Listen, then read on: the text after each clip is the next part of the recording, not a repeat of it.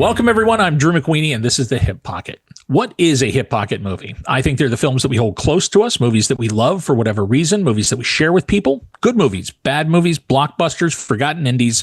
What matters is the reason why these are the films that stick to us, and there is no better conversation to have with another movie lover to get to know them.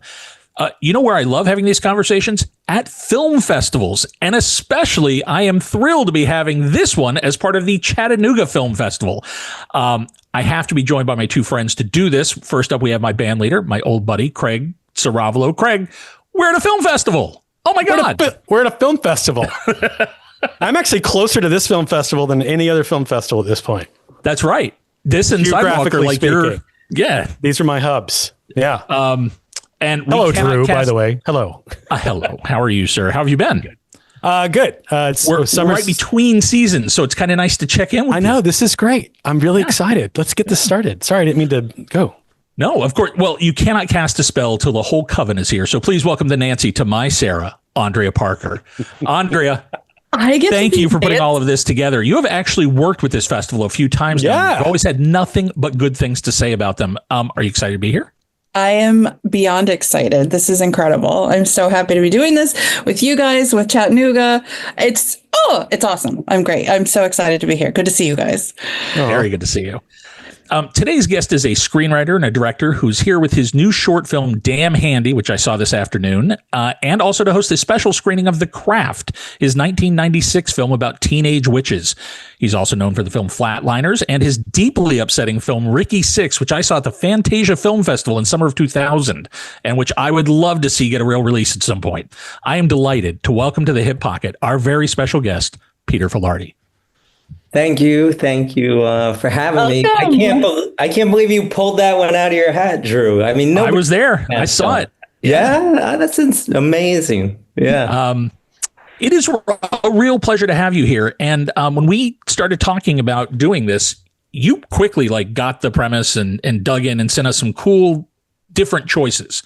Right. I like the three that we landed on, and I love the reason for them.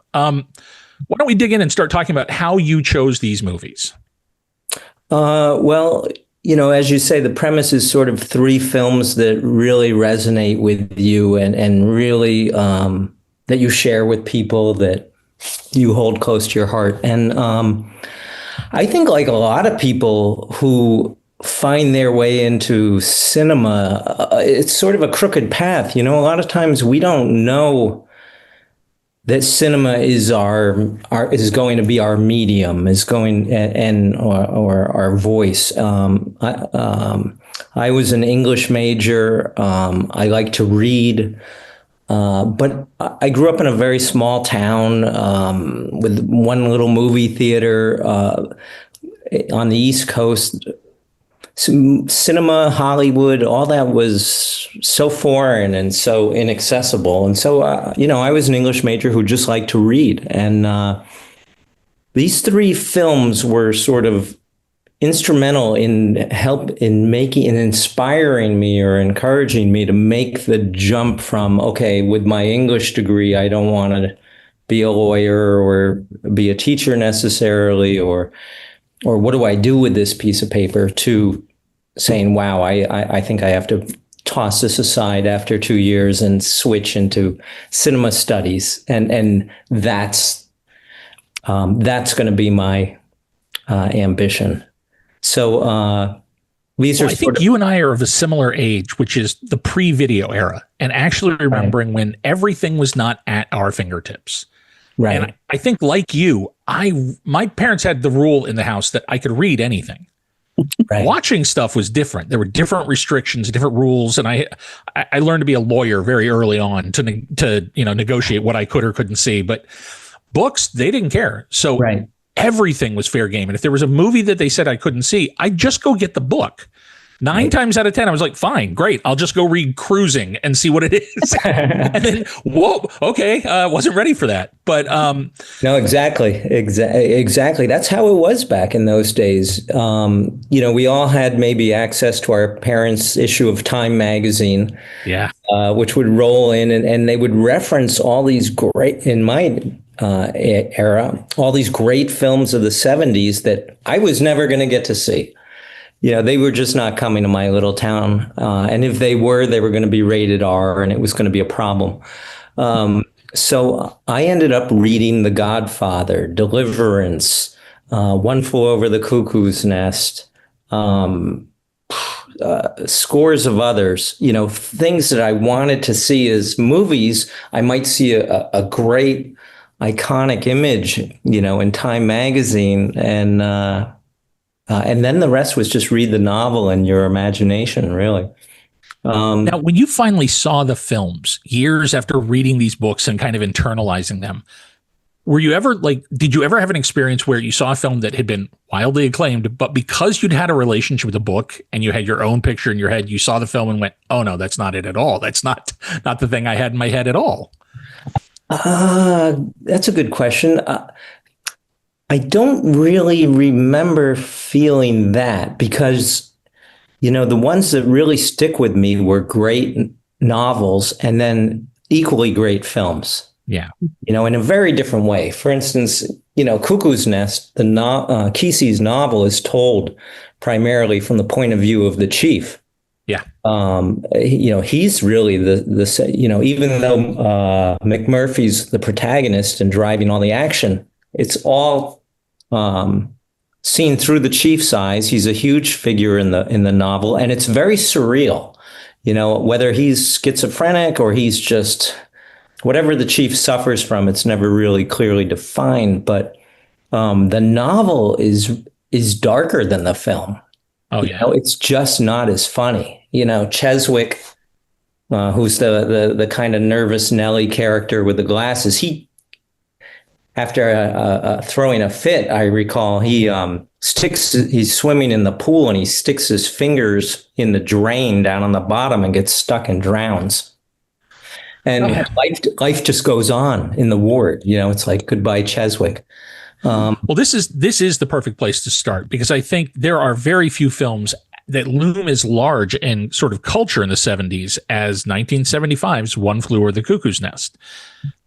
It's a remarkable adaptation. It's a huge, huge movie. And yet it does feel very different than the book, and even different than the play, which was the thing that kind of put it on Hollywood's radar. Right. And when Michael Douglas optioned this, he optioned it for his dad. He really wanted Kirk Douglas to reproduce that performance. And then the thing that got made is its own beast. That movie has its own, and I can't personally imagine a world where we don't have Nicholson's R.P. McMurphy. Right. Yeah, I can't either now. But I remember going to see the film and for the first 10 minutes saying, this is all wrong. This isn't, where's this big red-headed bruiser with scarred knuckles and scars from bar fights and all this stuff. And the lines are there, but it's just, who's this guy with this cap?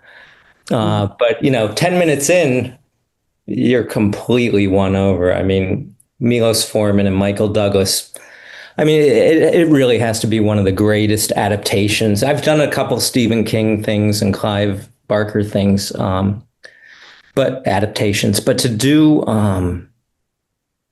to do one that is so different in a way from the source material, and to really nail it. It captures a moment. Cuckoo's Nest spoke to the vibe of the 70s. It spoke to something that was happening culturally. And I don't know that we make movies like that anymore. But right. I think Cuckoo's Nest is a film that had to be made in 1975. It feels like that cast is a singular supporting cast. I love everybody in it. I love Christopher Lloyd. I love Danny DeVito. For my kids, that was an activation point for DeVito for them. When they saw this movie, when they were in their teens, they both lost their minds for it. And it, in particular, they could not get over Danny DeVito in that film as a totally different thing than they'd ever seen him do before. Right. And I was like, this is where these guys all really broke. Like, this is the movie that introduced DeVito and Lloyd and Brad Dourif, for God's sake. Like, right. And for me, you can imagine an English major seeing the film and just saying, just seeing the power of cinema, just saying, wow, this is a different animal, but it's a badass beast, and it's a real, I mean, I could go back over my life and trace back to, hanging up old movie posters that I would find on the walls in the old barn where we used to shoot pool, and, a love of cinema. But this was sort of really one of those films that really bridged my love of books into my love of, my desire to strive to work in cinema. Well, you said you had not seen it in a long time, Aundria. So revisiting Cuckoo's Nest, how did it land on you fresh? I mean, it lands like a heart attack. It is, I'm sensitive, touch and go emotionally to begin with. I think we all know that now. So deeply emotionally disturbing along the way at different points. And as a whole, it's devastating in a way that I don't really want to watch it again for another 25 years or so. Yeah. But I'm so happy that I got to experience it now. I read the book in college. I saw the movie in college. And I just, movies find you when they're supposed to, whatever. And Jack Nicholson is just... there aren't really words for how magnetic and charismatic he is, how incredible he is, the expressions on his face. And then that's not even saying anything about the supporting cast. It's not saying anything about Louise Fletcher or Brad Dourif or any of those men in the ward. It's just a heartbreaking story, a tragedy, that goes along with one of our other picks. I always forget how funny it is, though. And then when I go back and I watch it, it's fall down funny in places. I always loved, I was a big Laserdisc collector. And the thing with Laserdiscs is obviously you had to flip sides. So they had to pick moments for side changes. And I think maybe my all-time favorite Laserdisc side change is Cuckoo's Nest. And it's the scene where he's talking to the doctor and he's playing with the nudie playing cards. Right. And he just stops and he goes, flips one over, shows it to him. He goes, "Where do you think she lives?" And then it just cuts away. And that made me cackle as a side change. So funny. You so desperately need those moments of humor because it is such a bleak. Yeah. And I think that's a big part of the Nicholson thing. "Martini, where the hell are you going at, man?" When he's just talking to him. It's so funny. And yet the movie is deeply felt. I always forget that it is Brad Dourif's film, that final stretch. Oh my God. When you're watching it and you start to remember what's coming with Brad Dourif, I just get sick. I just feel bad because that is truly the darkest part of that film is what happens to poor Dourif, and beautifully played. It's kind of a shame that he ended up becoming just a sort of a shorthand creep in movies. Right. Because he's so wonderful in this and so genuinely sensitive and heartfelt. Right. Right. It made me think of Exorcist 3, his performance in Exorcist 3 too, where he's kind of that, not as sensitive and soft as he is, as his character Billy is, but that man. Was this one that you grew up with, Craig? 3 of these, almost maybe all of them that we're going to talk about today, were snatches of memories in my brain that when I watched them again, I realized I have seen these, but I didn't have the capacity to realize I'd seen them because I was so young.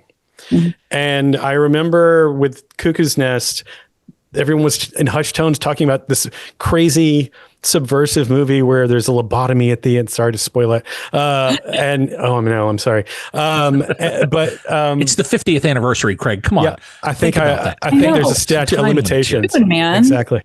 But seriously, in watching it now, I just, like you just said, it is so incredibly funny, but so incredibly heartbreaking. And, man, DeVito, if I have to give an MVP, it's going to be Danny DeVito. DeVito. Yeah. But this is the first time I've watched it in entirety as opposed to catching it here and there. And it's powerful. So I'm glad you picked it. Thank you so much for picking it, Peter. It's really thank you. It's It's funny. It is one of those films I showed my, I think, I mean, it just holds up. It just holds up. You can show a kid, a 15-year-old, today and they'll be blown away.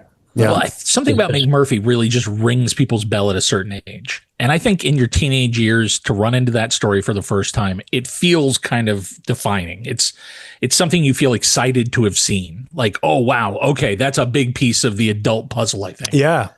Yeah. Yeah. Just to rebel against the system, to rebel against, in the novel, the chief refers to it as the combine. Yeah. Just the institution. Yeah. Of life, all the parameters of life, and to just somebody who wants to live an authentic, to be truly free. Yeah. And this is also a movie that I feel was so in the zeitgeist that I knew things from it long before I saw the movie. Yeah. Oh, this one is absolutely part of the cultural sort of lexicon at this point. Yeah. I knew who Nurse Ratched was somehow just through osmosis, just through being Louise Fletcher. She went to my high school. That's amazing.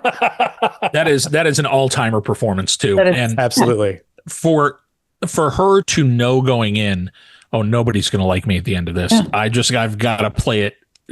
I got to go full on. Just keep pushing. Oh man, she's incredible. Yeah. Incredible.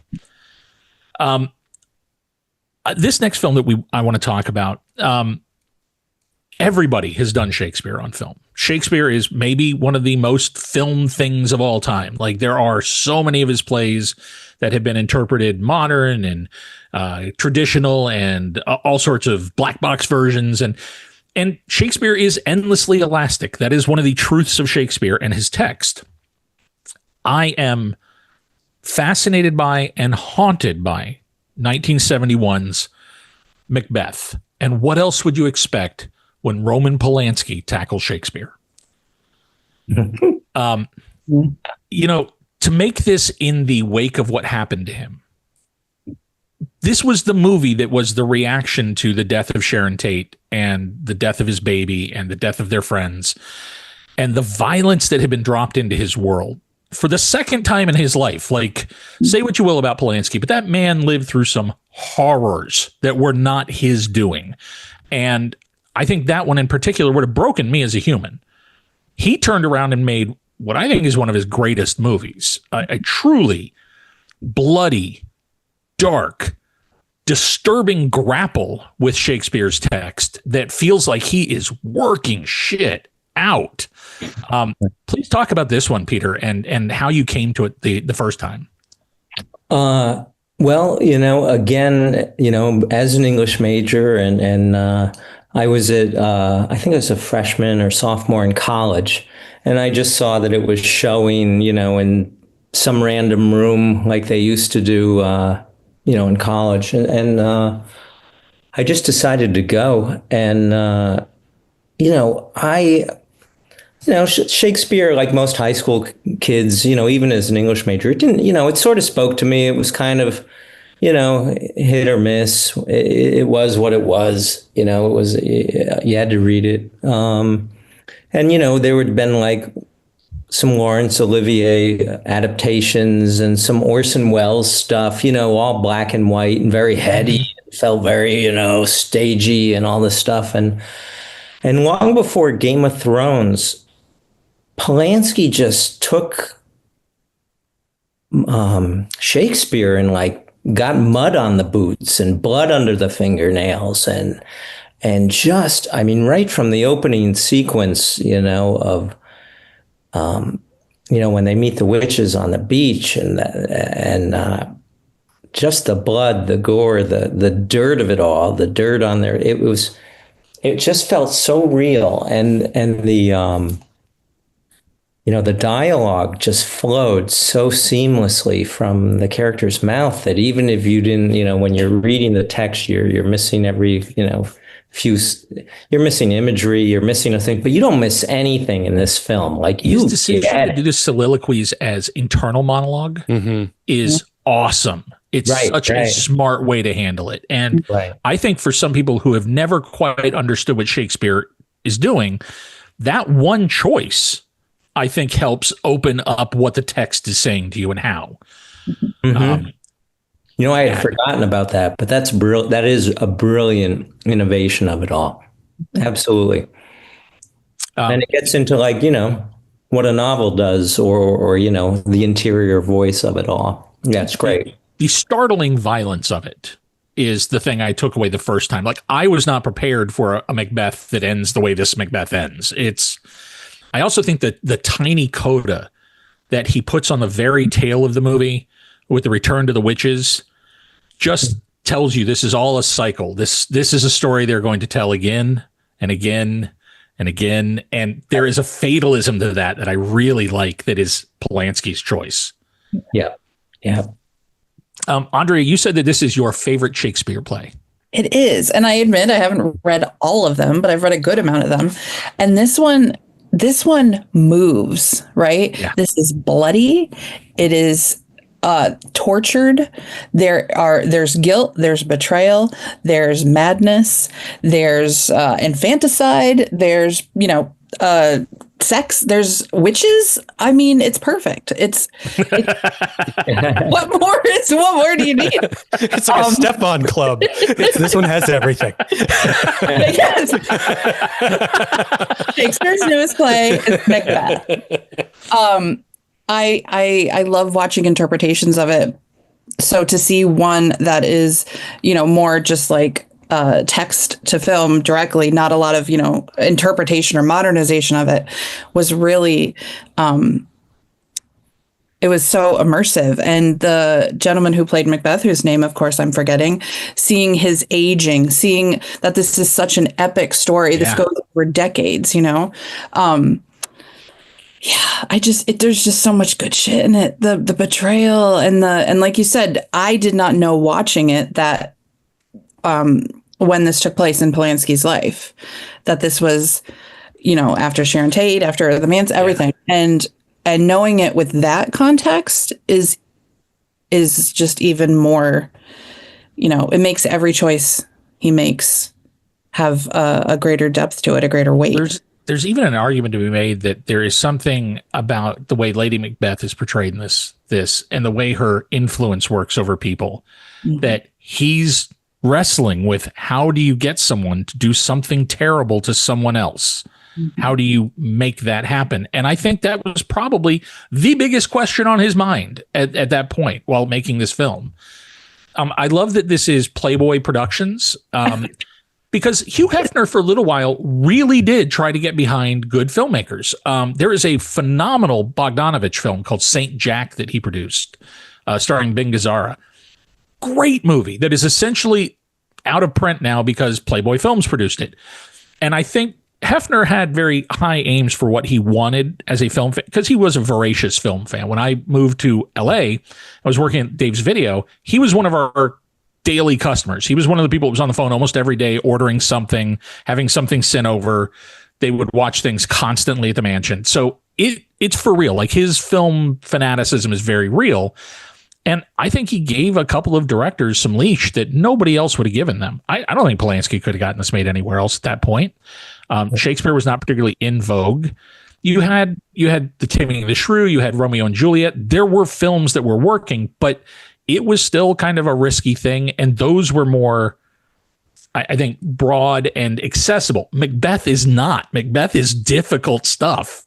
Right. So right. I love that this exists, that it exists in the form it does. John Finch is the guy who plays Macbeth in the film. And it's a ferocious performance from him. I think Francesca Annis is unbelievable as Lady Macbeth. Unbelievable. Yeah. Even the bit about, when he's following the dagger, the floating dagger, it's just a wild, beautiful sequence that, you might be reading the play and sort of miss out on what's really happening in the narrative. Yeah. But you're right. Like, I wonder, was the film a hit, or was it just it unfortunately did not do very well in the US and wasn't widely distributed. It had some distribution problems because for 71, this was shocking. This was still like really graphic stuff. Right. And so I think people were nervous about it. And it really over time has built a reputation. People have gone back to it and re-explored it. And I think when it got restored and Criterion kind of picked it up and put their weight behind it, I think people finally saw it for what it was, which is a major piece of work by him. Yeah, I would agree. I would encourage any, I don't know, any high schooler who was doing their, reading some Shakespeare to check it out, especially if you're into horror films or something and you have a stomach for the dark stuff. I think it'll really, I think it'll really make an impression on you, on anyone. I mean, Zeffirelli's Romeo and Juliet is fabulous as well. And it's probably around the same period, but it's just, very it's different a much story. Gentler movie. Yeah, very different story. Yeah. Lovely and heartbreaking, but very different. Yeah. Greg, was this another one that you kind of had bits and pieces of in your head, or is this brand new? I didn't even know it existed. Oh, wow. Yeah. And to go back, what a big afternoon that was for you. That was quite an afternoon. As Drew said, it's a whole lot of movie. It's a whole lot of movie. Lady Macbeth, and I could just be reading a lot into this, also has a similar look to Sharon Tate, which is a little weird to me. Certainly. Yeah.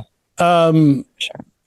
But the opening shot of the witches on the beach, I knew I was, that restoration is beautiful. Yeah. Of the print that we watched, the Criterion print.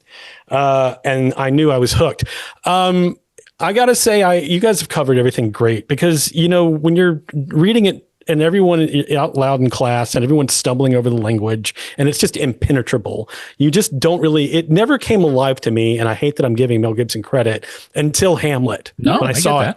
And it was I think that's a great rendition. Now, later, as I read it and studied it, I realized it was truncated and there was a lot of it was left out. However, he's the wrong age entirely, but he did do a service of bringing Shakespeare into the pop culture in that way. Absolutely. Yeah. And this is a totally different. I love that Peter alluded to Game of Thrones because it is so gritty. And I will say it's the best way that I can see of what it was like to live in that time, how horrible it probably was, even in the best of circumstances. And the last thing I will say that I really enjoyed about this was the fight scenes, because they are brutal. And it felt really like that is how stumbly and blunt and horrible those fights would have been, and all the armor. And it would not have been an elegant fight. It would have been a blood and gut and dirt fight. So I loved it. I thought it was great. In the beginning, when they're first reporting, they're not reporting to Macbeth, they're reporting about Macbeth. So-and-so is dead, so he's going to get this title. One of the guys' eyes may be possibly entirely missing, and he's all beat up. And for the first time, it occurs to me, I'm like, you always see these war dispatches, and they come back on the horse, and they're all clean, and they're like, oh, we've won the battle. I'm like, that's bullshit. If you won the battle, you'd have an eye missing, you'd have an arm gone. You know what I mean? I'm like, even that one little touch, I was like, shit, that is... it was... Yeah. Authentic. Yeah. Putting it in the context, it was great. And he's such a, I had the privilege to do a television series with Adrian Brody a couple of years ago, and he was just talking about Polanski. I was asking him about Polanski, and because they had done The Pianist, and Adrian was just saying, this guy is just, this world, everything in that universe is, he is so particular and so, such a perfectionist of every little detail, that it, like Adrian said, it could be, it might drive a lesser actor mad. But if you go with it and buy into it and trust him and just run with his vision, which is so specific and so detailed, I mean, amazing things happen. And this is a great example, I think, as well. I love Gil Taylor's work. He's the photographer of the film. Gil Taylor was responsible for some of the pivotal moments of my childhood. He shot The Omen. He shot the original Star Wars. He shot Flash Gordon. Like lightning bolt moments for me. And this is one of those movies of his that is singular. The look of this film is so incredible. Yeah. I agree. I agree with Craig. You go in the castle and there's, muddy straw everywhere. You're like, this is the castle? Yeah. This is where you want to live. This is where I want to be? Yeah. Like the poorest person in 2025 would not trade places with the richest person in Scotland and whatever. Yeah. No way. Yeah, absolutely. When we are speaking of cinematography and great cinematography, this next film we're going to talk about is one of the landmarks of the 70s. I would argue one of the most beautiful films of the decade, one of the best directed movies of the decade, and pure cinema. I remember in a theater at age 9 being pinned to my seat the entire time that I saw Carol Ballard's The Black Stallion. Yeah. Yeah. Absolutely. I think this is an incredible film. And going back and seeing it again for this, I am once again kind of dumbstruck by how perfect it is and by what a great kid performance Kelly Reno gives. Singular. Yeah. And Mickey Rooney. Yeah. That bit where he's sitting on the saddle and spins his hat around backwards and he's throwing it out, throw it out. Just got to throw it out. No, you're not not throwing it away. He's going to break you. He's going to break you. It's all planted. But I chose this film because, this film I saw also in college. Another one of those things. At my university, they would just show these movies here and there. And nobody would go. All the other kids were either studying or partying or something. But these were all these films that I had, again, maybe seen in Time magazine and never had a chance to see. But they were in my mind, almost legendary. So I went and saw this movie about a little boy and a horse. And it really almost derailed my career because the power of the cinematography, Caleb Deschanel's cinematography just... as there's a sequence in the film that's probably 20 to 30 minutes with no dialogue, just a boy and the horse on the beach. Almost the whole first hour is silent. Like it's really, right? Yeah, it's great. And so it's just the raw power of visual storytelling, and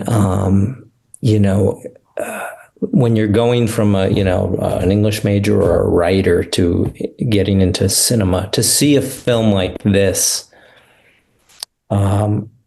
it just changes things for you, I think. I would love to go back. I don't think I've read the book since I was 8, 9 years old.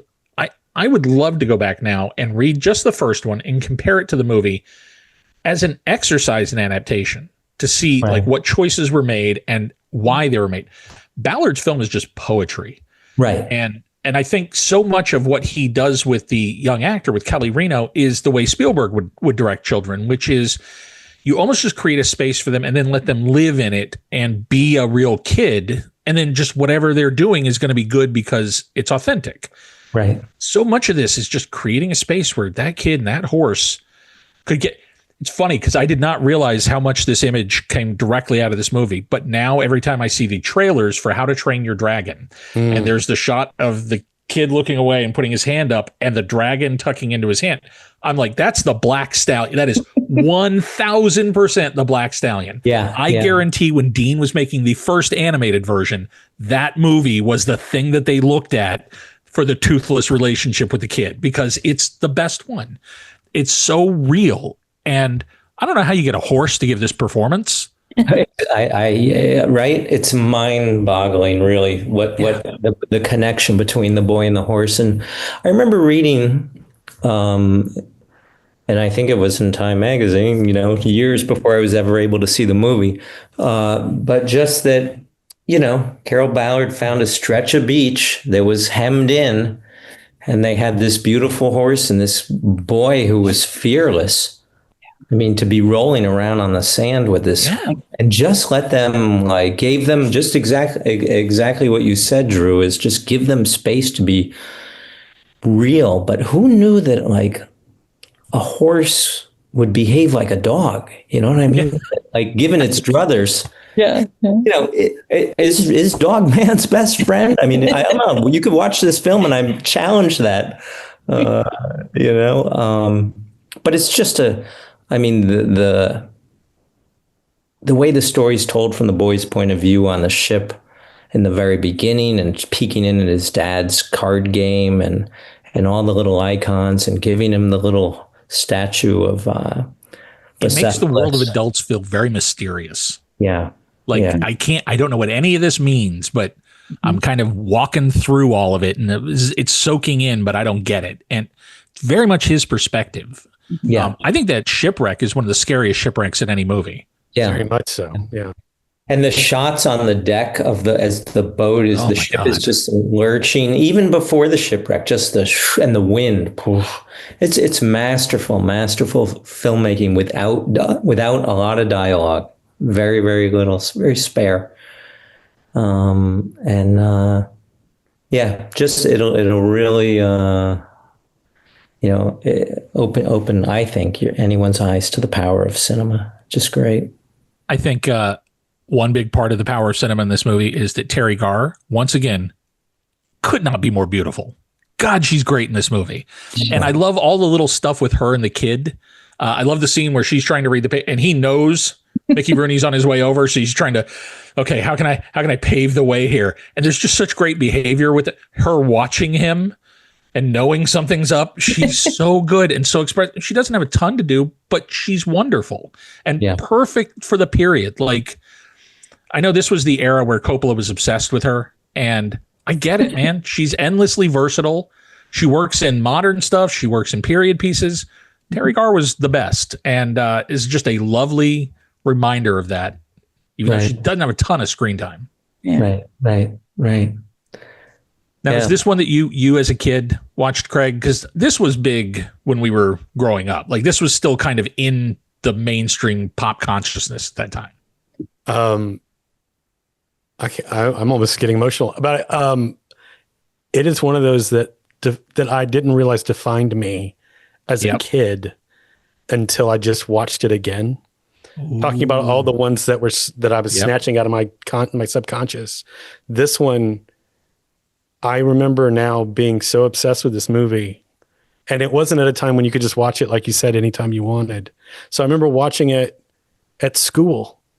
Oh, wow. Okay. Yeah. And being mesmerized by it. And then I'd watch it on HBO, I think. But that little horse and that performance, I know nothing about horses. And like you guys were saying, Peter, you said, I think that, are horses that smart? I don't even know. I don't. Right. I don't know. Is this a magic horse? I have no idea. But I remember, unicorn, Craig. They call that a unicorn. Oh yeah, I'm sorry. I don't have my mythological. I got to get my mythological creatures in line. But I remember that kid. What's the kid's name again? Kelly Reno, or Alex in the movie. Did he have a long career? Nope. I can't even remember. Okay. Nope. I think that I identify with that kid so much. Like Aundria, you said, or somebody said it was the adult mystery world, and it really felt that way. And for him and I love the whole race at the end. The third act is just incredibly funny, even though it's almost a different film than the first act. It's almost like two separate films, really. Yeah. But I do like he and Mickey Rooney play off each other so well. Oh, Peter, thank you so much. It's almost like a fountain of youth that you have given me to just watch that again. Well, I'll tell you, how about the use of sound in that film? Yeah. The sound of that race at the end, and the way there's almost no score there, that they let the sound of it be the thing. The breathing, the horse is breathing. Yeah. Mm-hmm. And then that sound takes you back to the island and the purity of it. It's just, and the shadow. It is, along with Breaking Away, maybe my favorite race at the end of a movie ever. Yeah. Because I'm more emotionally, it's not about the winning. It's about the doing. It's about the fact that they've done something that meant something to them. And it is that moment where the kid closes his eyes and they're on the beach again and the horse is galloping and he's free. Mm-hmm. And then doesn't matter if he wins. He does, but it doesn't matter. They're so connected, and it's the moment where he realizes I'm riding because of the joy, not for anything else. I'm just riding because I love this horse and he loves me. Yeah. It's so beautiful, man. It's funny that it's not a Coppola movie, because I would imagine this has got to be one of the things he's proudest of from Zoetrope, just as a producer. Mm-hmm. Right. And I know Rob Reiner always felt a little mixed about Shawshank Redemption, because he wanted to direct it and tried desperately and ended up just producing it. And I know he loves the movie, but I know he was also always on some level deeply frustrated that it wasn't his movie. And I wonder if this one, after Coppola saw what Carol Ballard did with it, if he went, wait a minute, I should have done that. It's incredible. And it is truly one of the high watermarks for that company. I think this and Apocalypse Now are side by side the masterpieces they turned out. Yeah. Yeah. It's, brilliant. Is on so many levels, story wise, all the plants and payoffs, don't let the way the horse breaks him, the kid, he tries to stop it. And, and how about the way they film the time trials on the rainy night, and you don't see it. Yeah. I love the end of that when the kid's just shell shocked. Like, he doesn't even know what happened. It was so intense. Cut the mains out of his hands. It's heartbreaking. It's powerful. Very so poetic, so visual, and sound. So so cinematic. I just as a probably not even an important aside, but wasn't there a sequel? Wasn't there like a Return to the Black Dahlia? There was a second one in the mid 80s, like 83. Was it the same people, same writer? Nope, not just at a all. Cash in? Kelly Reno may have done that as well, but I think that's it. I think may have been the only returning person. I think I tried to watch it, and it was just very forgettable. I don't even know if I got through the whole movie. After the first one, It's kind of like Bad News Bears in the sequel. Bad News Bears, I would argue, is one of the greatest movies of the 70s. These sequels are not. Are you saying that the Bad News Bears Go to Japan is not a classic? What is wrong with you? It is not. I think Bad News Bears. Bad News Bears is probably my favorite sports film. Oh, it's a great one. It's truly a great movie. It is a great movie. When I first encountered this last film, our response film, I was living in Chattanooga at the time. I think I was 10. It was right after 79, because I remember I was in a theater with my parents and we saw a poster for Monty Python's Life of Brian. And I was like, oh man, I want to see that. And my parents, who were very religious, lost their minds. And they were like, absolutely not. You will never see that. You can't see that. That is forbidden. That is absolutely off the table. And I was like, well, time to look for the book. And went to the library and got very confused. Got the title wrong in my head. So I left the library with John Irving's The World According to Garp tucked under my arm. I was like, I got it. Not that book. Not the same thing at all. But John Irving's book turned my head inside out. It was a eye-opening experience, to say the least. And when the movie came out in 1982, I was thrilled and immediately went and saw it and had a very complicated reaction to the adaptation. Maybe the first time I ever walked in going, I want this from it, and I got something different from it, and then I had to go wrestle with that for a while. So let's talk about The World According to Garp. I love this book, and I think Irving is the modern Dickens in terms of he loves dense casts of characters. He loves to throw 900 characters at you, and he likes all the stories to pay off. He likes to know that all these little threads that he drops are all going to tie up in some way at the end, which is a type of storytelling that drives some people insane. I showed this film to my kids last Christmas, and I was sure they were going to dig it. I was like, oh, I got this one nailed. They not only rejected it, they were angry at me afterwards. And my oldest in particular was like, that whole thing sucked. I hate the way he told that story. I hate those payoffs. I hate all the shoes that got dropped later. That just was incandescently angry at me for showing it to him.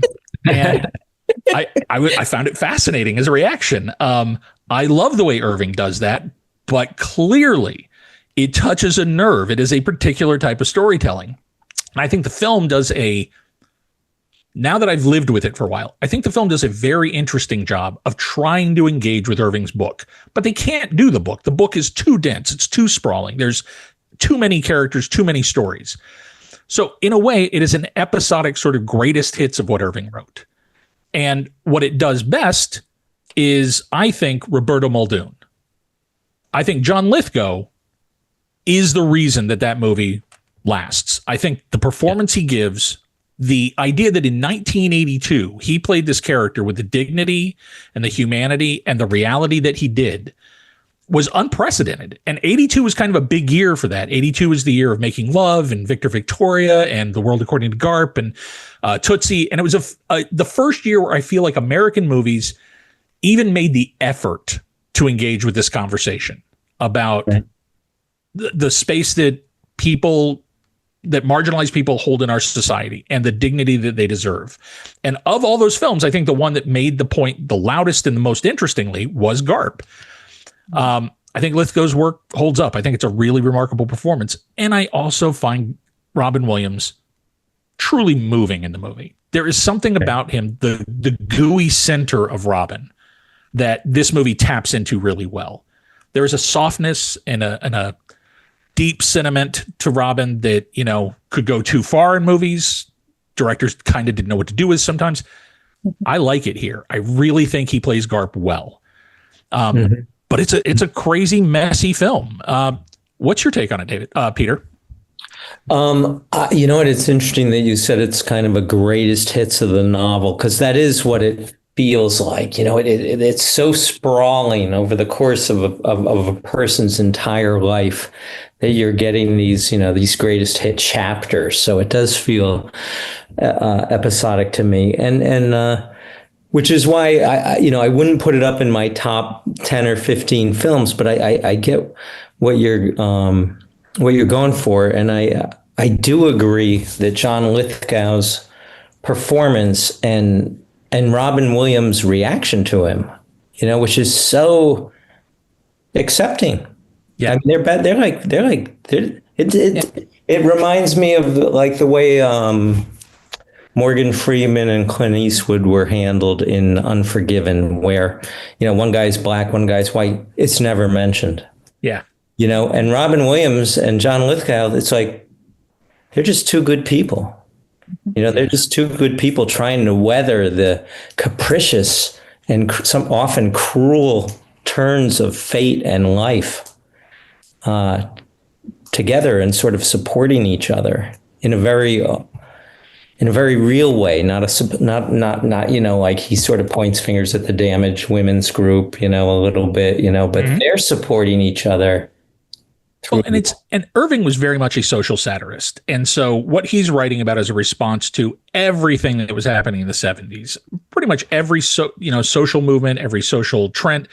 And it's not, I don't think, targeted as, this is bad. It's simply observing how loud and crazy it was to live through that era. And so the Ellen Jamesians, I think, are a perfect encapsulation of sort of the madness of the way it felt at that time, how far people would go to make points, how extreme things got in the discourse. But the book obviously does that. The book does something that I've never seen before, and it's informed everything I've thought of since as a writer. The book has that moment, and it happens in the movie as well, but the moment where Garp is coming home with his kids, and his wife has been told to say goodbye to Michael Milton, the student she's seeing, and they're sitting in the car, and Garp turns the lights off and coasts in the driveway and hits the back of the car. That's terrible. In the book, there are, I think, 150 pages before they tell you what happened to one of the children. They don't say his name they don't say Walt's name through 150 pages. They mention Duncan. They talk about Garp and his jaw. They talk about her, having to get her jaw wired shut. They talk about all of that, but they specifically don't mention Walt once. And for those 150 pages, you're basically ripping through the book going, where's Walt? Where's Walt? What happened to Walt? You need to know. Wow. The film can't quite do that. The film can't do the same thing to you. And it's something that I realized in adaptation.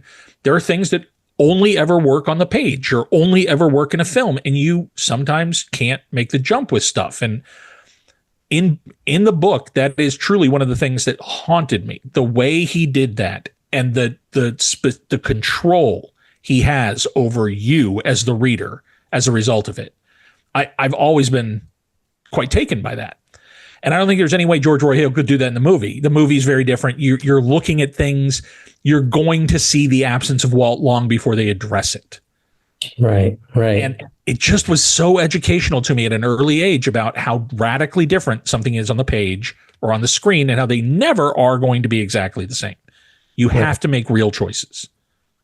Yeah. But wow, I don't know, man. That's just that's one of those sequences you never forget, because it's like so darkly funny at first. You're like, oh, she's got a neck brace. Oh, his genitals, taking a terrible beating. And then all of a sudden he drops Walt's death on you, even in the film. And you're just like, it takes a horrible turn. But yeah, and I always liken these adaptations, or even any script that I write, it's like having the movie or the television show and the screenplay. It's like having two different children. Yeah. You love them both equally, maybe, but for different reasons.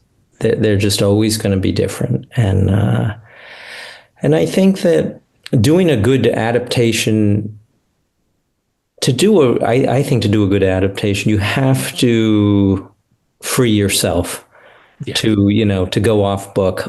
You're in a rock concert. You can't just play the solo like they do it on the album.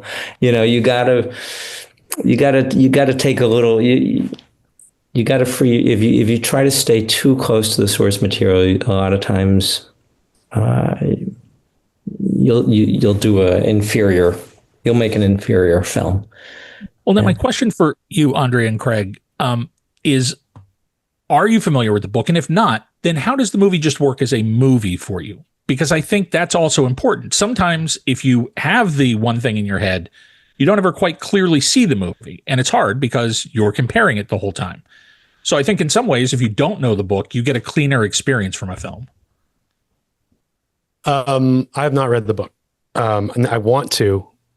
As a film, it's very disjointed. Yeah. It feels like I'm not getting all of it.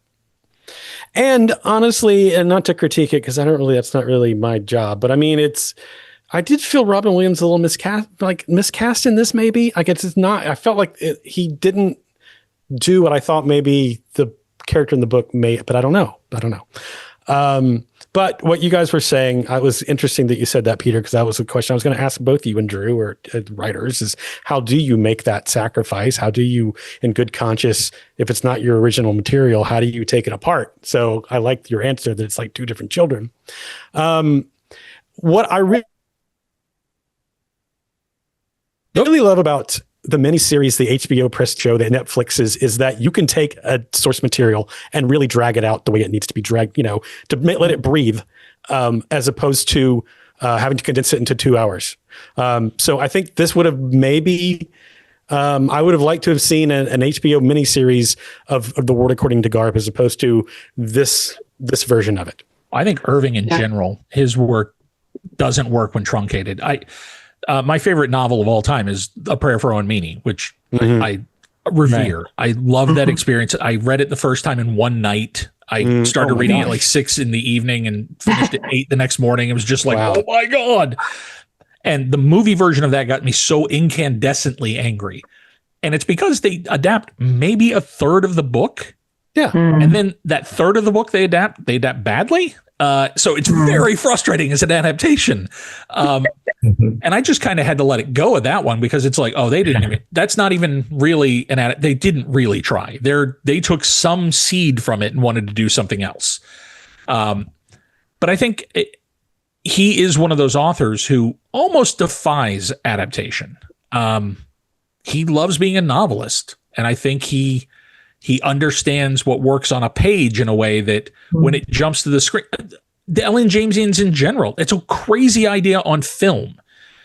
On the page, it works more as satire because you're not looking at women who have cut their tongues out of their mouths. Right. In a film, the satirical point gets muted by the fact that they cut their tongues out of their mouths. It's crazy.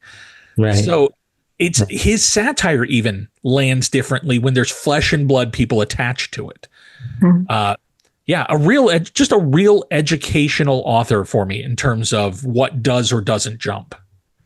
I love him on the page. I think he is a singular writer. I think he's a very, very special writer, but even his own adaptations of his work, like Cider House Rules, I'm okay. Yeah. Not the same as the book. Right.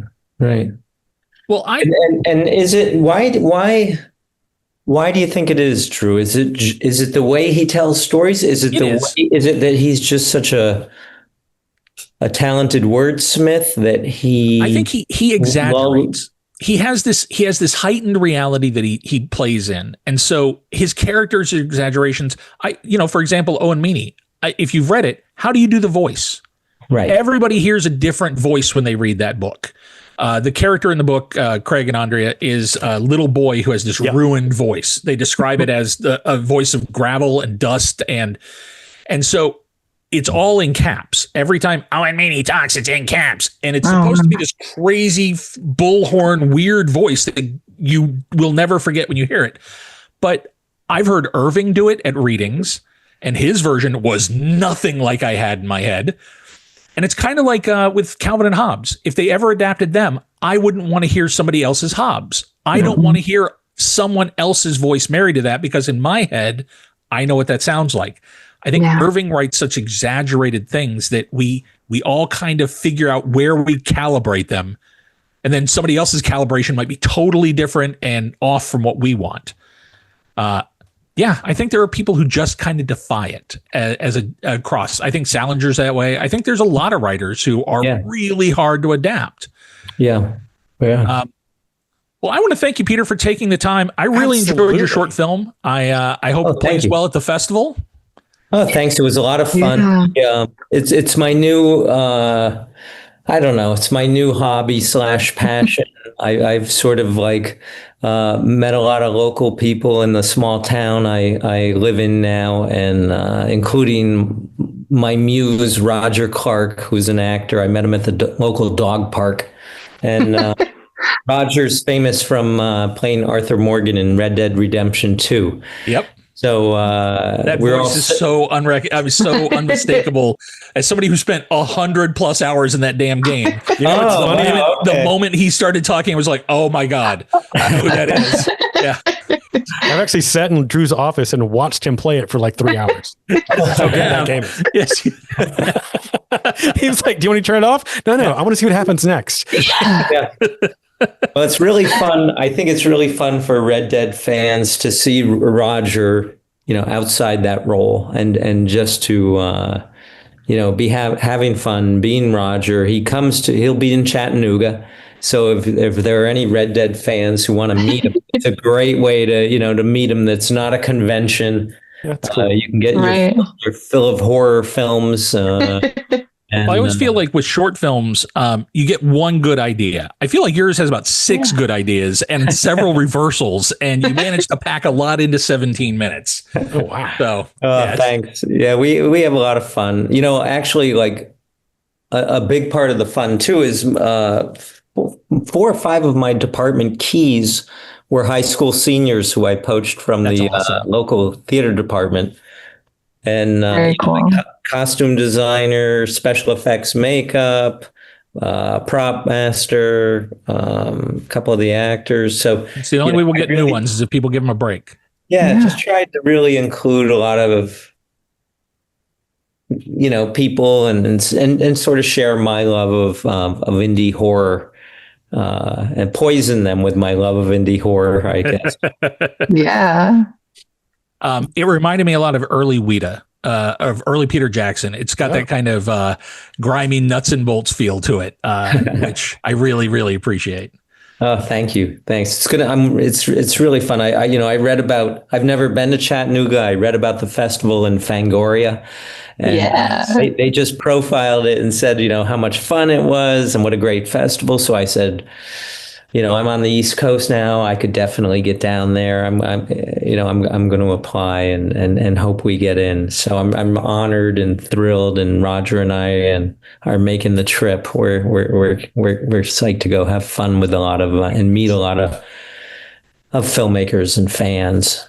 And I feel like you're going to be absolutely bombarded by that craft screening, because I'm going to just speak for myself here. That movie came out when I was in high school. Oh, boy. Every girl that I know that saw that movie went to the library, got a book on spells, got a book on witchcraft, bought a bunch of candles, started wearing black. That's a better legacy than having a bunch of med students tell you, and then we killed ourselves. Yeah, that is. Yeah, you kind of go, yeah. We just tried this thing one night, there's a lot of love for that movie, and I'm sure but maybe you don't know the full magnitude of the deep love of the craft. It was very special. Still is. Yeah, thanks. It's funny, you write these films or scripts, and they mean the world to you, but you have no idea. You don't get to pick what resonates with the audience. You don't get to pick what makes a cult film, or what now we're 30 years down the road from the craft, and people are still watching it or remember it at all. It endures. It endures. You don't. That's all the audience. You don't have much voice in that at all, and so it's really a wonderful surprise, and it's great. It's great. I'm really thrilled that people like it and connected with the theme of it all. The theme at the heart of it all was something that really meant something to me at the time, and Andy Fleming, who did a masterful job directing it, and Doug Wick, they really they agreed and bought into it wholeheartedly and embellished it in a million ways to make me look even better than I am. I am grateful to them all. Yeah. I want to thank Dustin. Go ahead. I was just going to say, just to both of you, to Drew and Peter, it must be a great feelings to see your work on a screen and have what you wrote be presented by someone else completely different from you, and it connect with you and what you decided, what you wanted to see originally. That's got to be very fulfilling. So that's an interesting story. I'm glad that you told us that. That's interesting. It is eternally weird to, I'm sure you've had this experience, Peter, write something and then you stand on a set and you're watching people do it for real. And you're like, I can't believe I talked other people into this. I can't believe it. This is amazing. I've had a couple of those moments where you're just watching people do stuff and you're like, they said yes. They all said yes to this. This is wild. Right. Yeah, for sure. For sure. I just can't believe where you hear the dialogue and you're like, oh my God. It was like, like saying Flatliners, the bit where,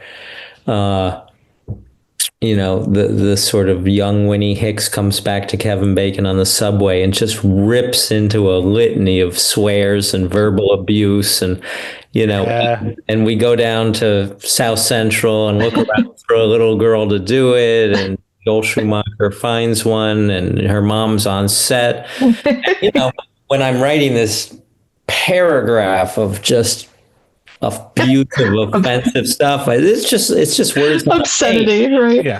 But then you're on set, it's like action. You're just like, oh boy. What have I done?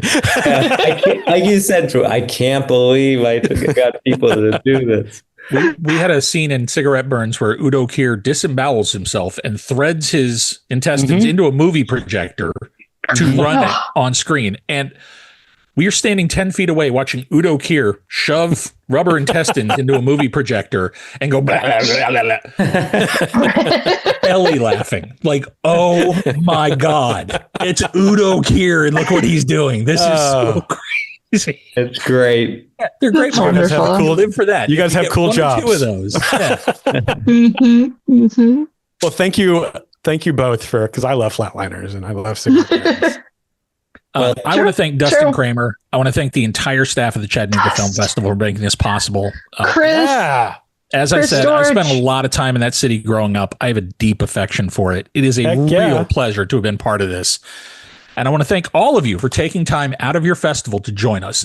Peter, I hope it's a great fest for you, sir. Oh, thank you so much. Thanks, Drew, and Aundria, and Craig for having me. And, thank you for joining been a us. pleasure. Yeah, it's been a real treat. And I'll let you know. I'll let you know how Chattanooga goes for a newbie like myself. I'm sure it's going to be awesome. It's going to be great. All right. Until next time, keep it in the hip pocket.